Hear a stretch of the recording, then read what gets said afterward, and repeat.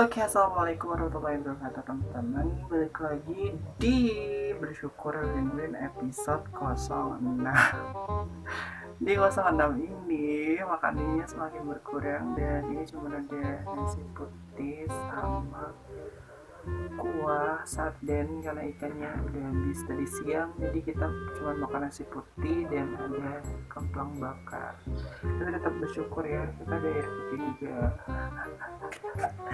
Tapi kok bahagia gue syuting gitu kan. Bismillahirrahmanirrahim. Barokah ya teman-teman. Oke teman-teman, walaupun kita cuma makan nasi sama kuah sarden yang sisa tadi siang aku makan ya kan. Nah, jadi aku syuting itu malam guys ya kan.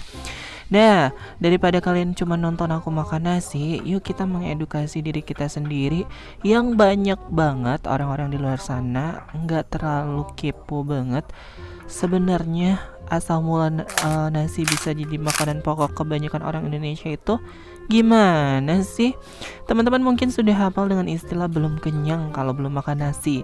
Istilah ini kemudian menjadi candu dan kini menjadi karakter bangsa. Anda tidak bisa menghindar juga bahwa nasi memang banyak ditemukan di negara ini. Makanan kaya akan serat ini ternyata memang baik untuk tubuh, sebab kandungannya dianggap baik. Tapi, kalau berlebihan, nasi bisa jadi musuh terbesar loh teman-teman. Lepas dari hal tersebut, apakah Anda tahu bagaimana sih awalnya nasi bisa menjadi primadona bangsa Indonesia? Oke, Zon coba mencari tahunya teman-teman.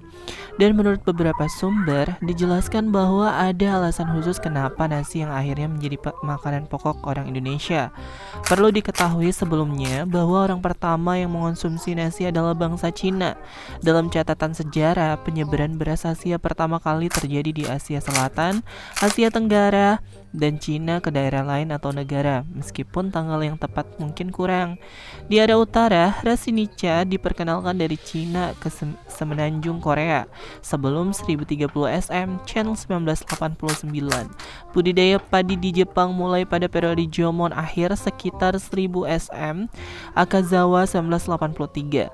Sedangkan perkiraan sebelumnya ditempatkan pengenalan beras ke Jepang dari Cina pada abad ketiga SM, Ando 1951, Morinaga 1968. Beberapa rute bisa saja terlibat. Satu dari cekungan yang rendah ke pulau-pulau Kyushu, dua dari utara Cina ke Pulau Honshu, atau tiga melalui Korea ke utara, Kyushu, Hesin, atau Indica. Mungkin telah tiba dari Cina dan ras Japanika perjalanan dari Asia Tenggara, Isao 1976, LU dan Chang 1980.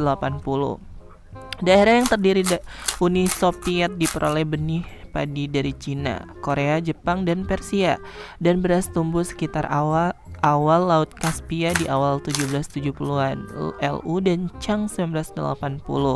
Nah, ada fakta unik lainnya juga bahwa dulu nasi dijadikan sebagai mata uang Jepang.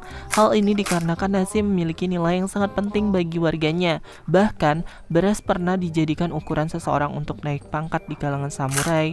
Satuannya disebut koku atau jumlah nasi yang cukup untuk satu orang dalam waktu 1 tahun. Ada 2 perusahaan besar di Jepang memakai nama yang berhubungan dengan nasi, yaitu Honda yang berarti main rice bowl atau ladang nasi utama, dan Toyota berarti bountiful rice bowl atau ladang nasi yang melimpah. Lalu bagaimana kemudian nasi bisa menjadi makanan pokok bangsa Indonesia?